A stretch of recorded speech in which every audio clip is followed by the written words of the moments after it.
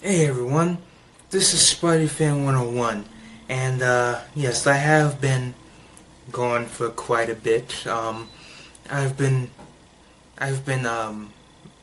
doing my Brie Larson project, which I'll talk about more in detail later on. And that's going very well, by the way. Um, I've obviously had 2 weeks of school, which has been busy. And yeah, that's pretty much what I've been doing. So, a lot of things have been happening while I've not been making videos. Specifically Disney related. A couple Disney trailers came out. The Disney Fox deal just got finalized a couple days ago. And I'm here to talk about everything I missed. So, here we go. First I'm going to talk about the trailers. So I'm going to start off with the first trailer that came out, which was the Aladdin trailer. Now, for those of you that have seen my video on my thoughts on the Aladdin sneak peek, I thought, like, I was worried, but I was concerned, mainly because the animation on the genie just looked very, very strange.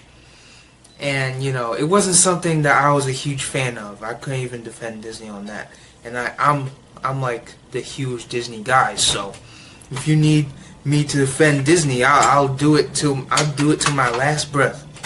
But this trailer I saw, it was really good. Obviously the standout scene was, you know, the montage of a whole new world. Do you trust me?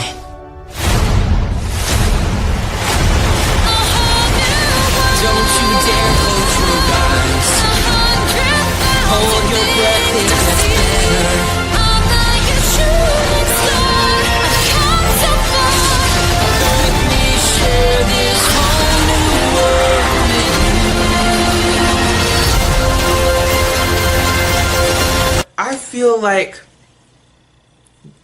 like the genie looks a lot better this time, because I saw a photo of him doing like a pose like to Aladdin, and I thought that picture looked pretty good, and it came out around the same time that the sneak peek did. And I thought, like, this picture looks good. What happened in this sneak peek? So when I was looking at the trailer, I was like, okay, this is good. I like this. And you know, I like how the tone of the movie is. I like that there's still comedy here. It almost reminds me of Prince of Persia, how some of the things are executed in the trailer. And, you know, I thought it was really good overall. The trailer really impressed me. Of course, Naomi Scott, I'm hyped over how she's going to do as Jasmine. You know, everything just looks great to me. You know, I love that new trailer, and I can't wait to see the movie. Now on to the second trailer, which was Avengers Endgame. Now, I feel like I'm going to get some flack when I say this, but just hear me out.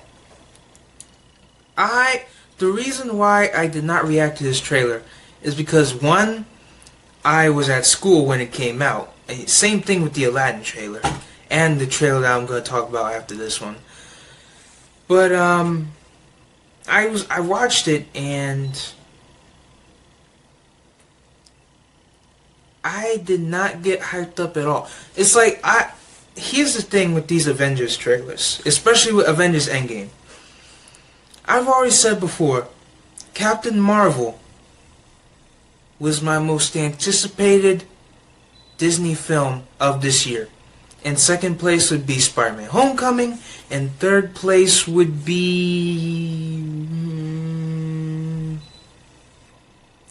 You know, I think every day that passes, I get more and more excited for Frozen 2, so I would put that in secondary list. Fourth would be The Lion King, and then fifth would be Avengers Endgame. I'm just not that hyped for this movie. I'm sure that I'm sure that the movie's gonna be great and all. I mean, it still has, you know, my girl Carol, so of course it's going to have that hype factor for me. But I don't know if it's just the way they're cutting the trailers, but the first trailer didn't hype me up. The second, the Super Bowl spot didn't hype me up. The third, and this new trailer did not hype me up.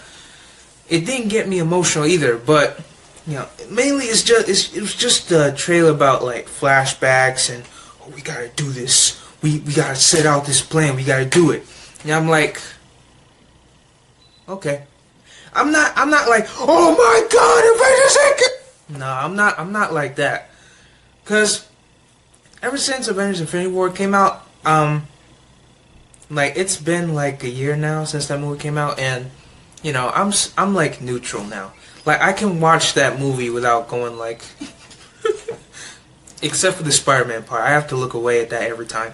And the Gamora part too. I can't look at Spider-Man or Gamora's death scenes. I just can't. I cannot. That's why every time I watch Avengers Infinity War on Blu-ray, I'm like, I hate that Vormir scene. And I hate that scene at the end. But, anyway. The trailer didn't hype me up that much. Obviously, you know, the part at the end.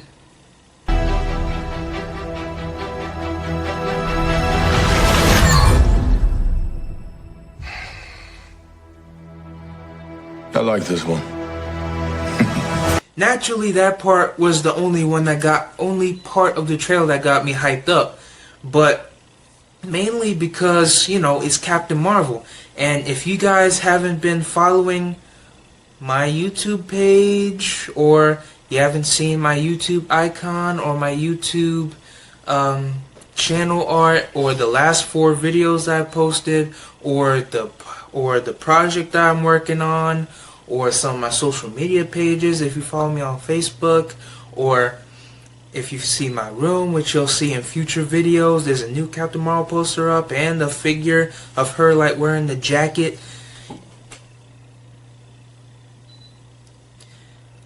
I have, and of course my favorite films list has changed since I've seen Captain Marvel.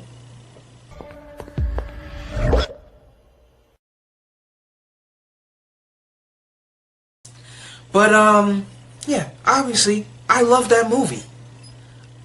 Ever since I came out with the video with my first impressions, I've seen it 3 times. That's the official count, 3 times. I'm about to see it a 4th on Tuesday. And I just love that movie. I love everything about it. I love Brie Larson's portrayal of the character, and she has become... Her portrayal of the character has become my second favorite character of all time, right next to Spider-Man. Yes, she bumped Ray out of place. That's how much I love this character. And whoever said... I'm not trying to bring up like trolls or anything, because the whole topic of that just drives me insane.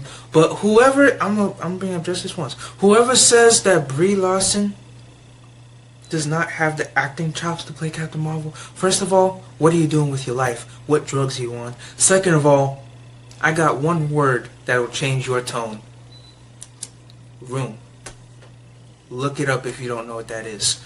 But she is such a phenomenal actress, and I can't wait to do this piece on her, because, well, I'm not gonna go into my whole, you know, Brie Larson spiel, because I can go on 10 hours to how much I love Brie Larson. But yeah, overall, Captain Marvel was a great movie. I love every bit of it. It's my favorite movie of all time now. It's the only MCU movie that I hold that high of a regard for, except the Spider-Man movies. Those are in their own vein. But I love this movie. I love the character. I love the portrayal of the character. I love everything about it. So, of course, anything you put Captain Marvel in, I'm going to get hyped up over. And, yeah, what they showed in the trailer was cool. I like the tone of it. I like the fact that like it has that Hunger Games Mockingjay Part 2 type feel to it. I like that, but, you know, it didn't hype me up that much. Like, I was more hyped for the Frozen 2 trailer than I was for this. I feel like that's kind of like, ooh, but, you know, like, maybe it's because they're just hiding so much to, you know, what they're going to show in the theaters. Sorry, sneeze. But, you know, just didn't get me that hyped up. So, I'm excited for the movie. Not my most anticipated Marvel film. Two films that are above this film. That, of course, being Captain Marvel and Spider-Man. But, I'm still looking forward to it either way. Because Marvel Studios never disappoints. Disney never disappoints. So, next I want to talk about the Toy Story 4 trailer. And plus, there's one more trailer I need to talk about. I forgot that it came out, but yeah. The Toy Story 4 trailer, I really like it. Ever since I was a kid, after Toy Story 3 came out, I was like, okay, they gotta make a Toy Story 4, right? They gotta make a Toy Story 4. Where's Toy Story 4? Where's Toy Story 4? And then, you know, months came by, years went by, decade went by.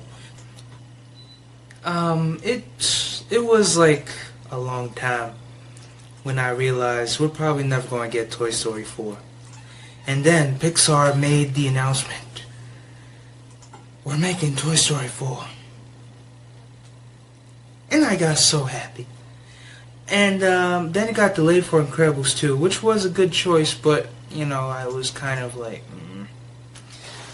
So, the whole time I've been thinking, like, you know, a lot of people think that this sequel is unnecessary. I've been talking to a lot of Disney fans that think that, you know, it should have ended at the third one. But at the same time, I'm like, I see the third one as the ending to Andy. But what if Toy Story 4 is an ending to the arc of the toys? You know, and especially when I rewatched Toy Story a couple of months back, the same thought occurred in my head. And so, you know, the trailers for Toy Story 4, I reacted to the teaser trailer, and of course I was hyped up. And then I saw the Super Bowl, and then I saw that they released another one the day after that. And that one was like, And then the Super Bowl trailer came out, and besides like the reintroduction of Bo Peep, it was still like, And then this one came out, and I say it was absolutely dynamite. Like, I think that, you know, I think this movie's gonna be really good. Especially because of this trailer. I don't know if anyone realized it, but the dolls that like chase Woody and Forky around, that's like the little puppet from Goosebumps, you know, Slappy. I appreciate that Easter egg. I don't know if anybody else noticed it, but I did. But yeah, it was a good trailer.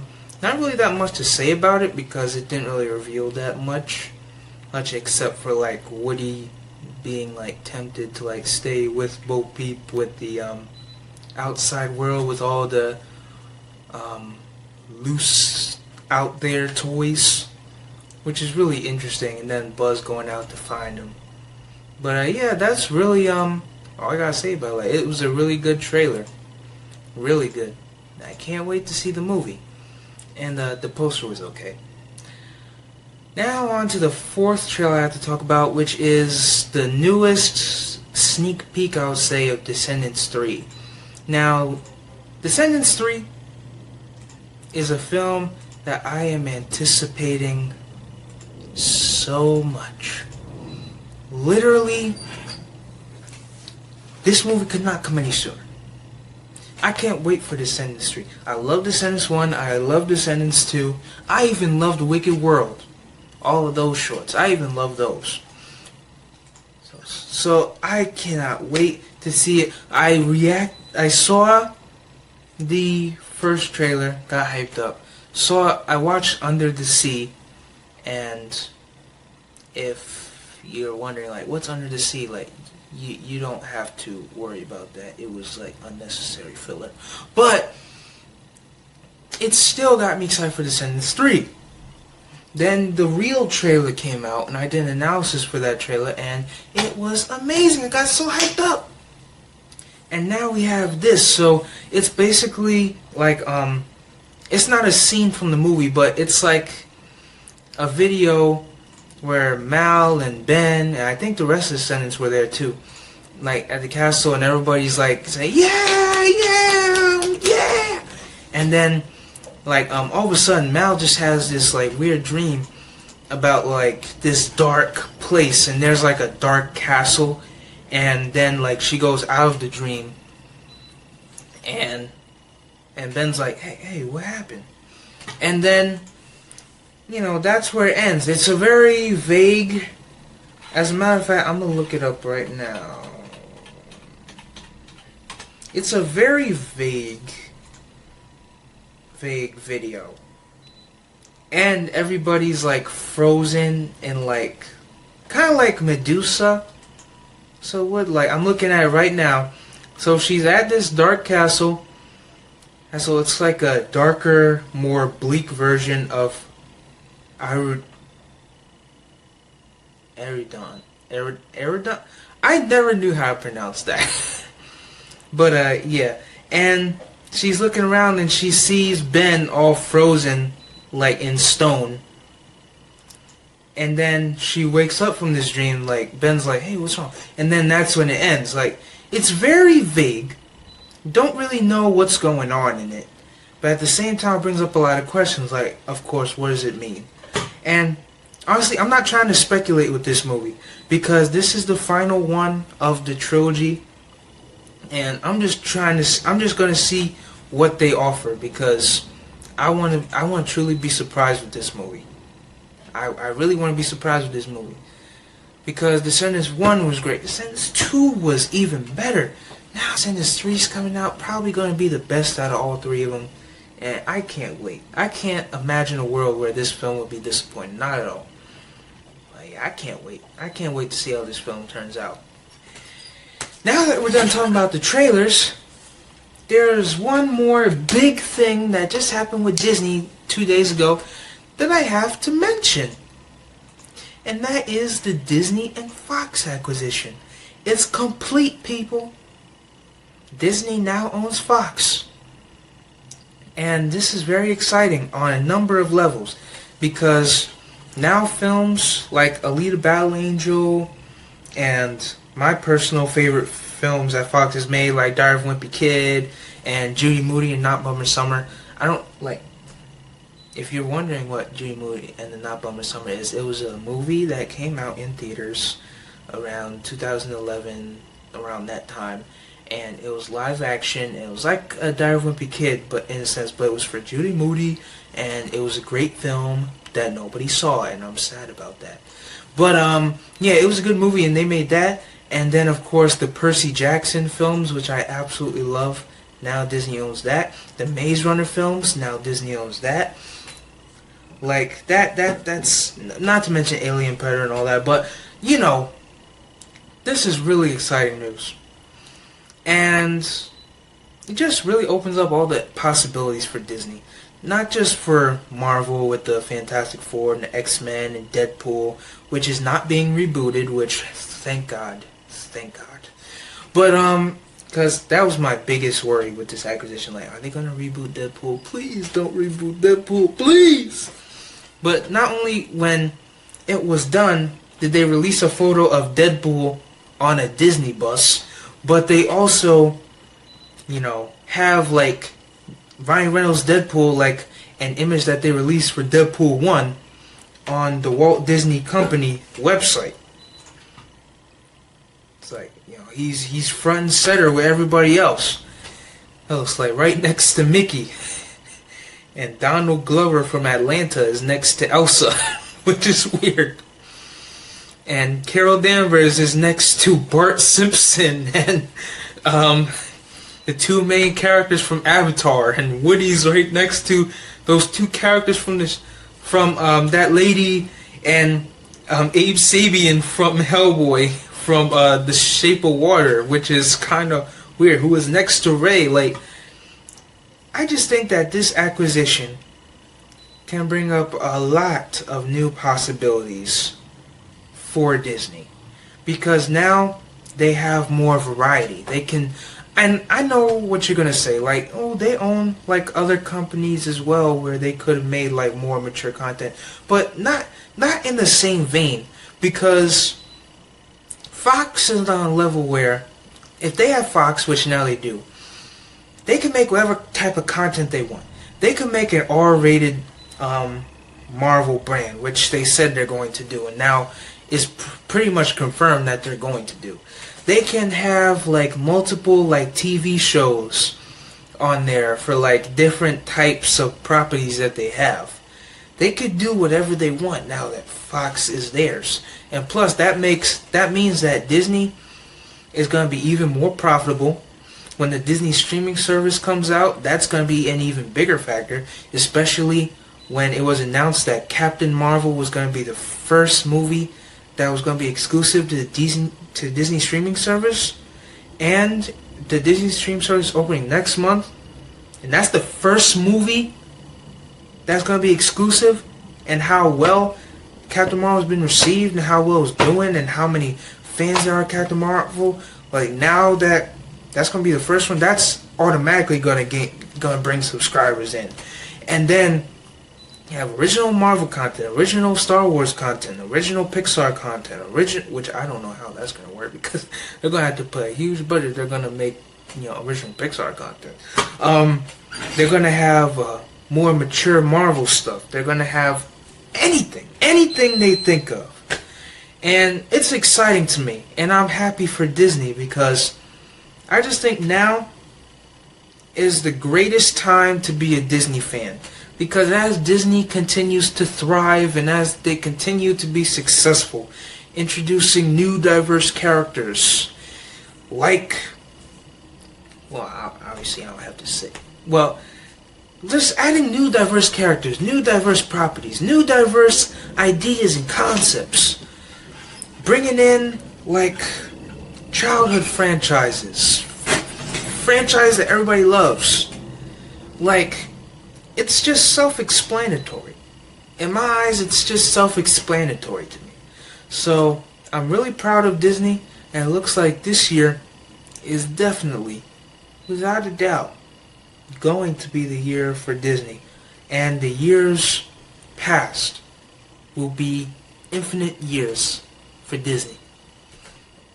Because they're going to be getting money like all over the place. They're going to be getting it from Marvel Studios. They're going to be getting it from Pixar. They're going to be getting it from Fox and Fox Searchlight. They're going to be getting it from Lucasfilm. They're going to get money like all over the place. And, I hope Disney's ready for that, because they're about to be like the richest movie company like in history. So, yeah. I'm really proud of Disney right now. I really am, I have to say. Because after Captain Marvel, like, I just know this year's going to be great. Because they started off with Captain Marvel. And if Captain Marvel was as great as it was, I can only imagine what other movies Disney's going to put out. Well, we already know what other movies they're going to put out this year, but I'm just saying, like, it's just really exciting, I'm proud of Disney. Yeah, I'm proud. So yeah, now's a great time to be a Disney fan, folks. It really is. So yeah, I'm Spidey Fan 101 saying peace.